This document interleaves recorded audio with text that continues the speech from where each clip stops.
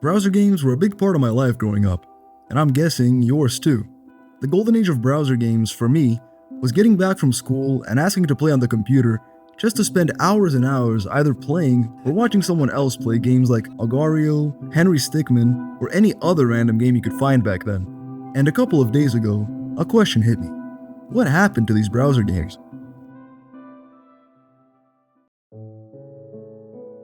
Anyone growing up in the early 2010s knows just how much fun classic browser games were, and also just the sheer amount of games that were out there.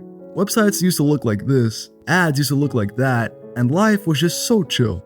A lot of mine and probably your own childhood was in some ways shaped by these little games, and I think we owe at least a little bit of love and acknowledgement to this period of our lives.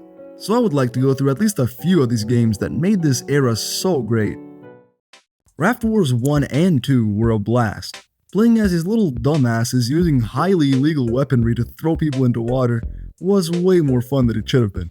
Papa's Pizzeria, Burgeria, Wingeria, Hot Doggeria, and whatever else were probably the best 9-to-5 simulators I have ever played.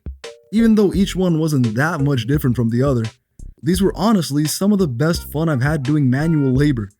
Fireboy and Water Girl was a fun game if you had any friends, and was probably the first game that made me hate another person for making a minor mistake.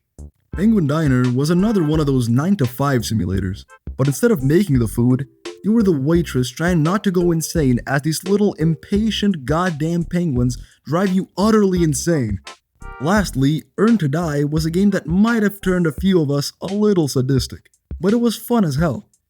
Driving your all-American fire truck with a mounted machine gun on top was definitely a top 10 experience of my life, and the background music might have turned me into a sleeper agent for the devil himself, but I don't even care, it was so badass. But what happened to these games? When you go to a website like Y8 nowadays, it's filled with shit like this. Like, what the fuck? So are the good games gone? Well, no. These games can still be found, but it's much harder. After the discontinuation of Flash at the end of 2020, most of these games that were made in Flash were now gone. Some have been remade or reimagined, but the classic versions of them are hard to come by.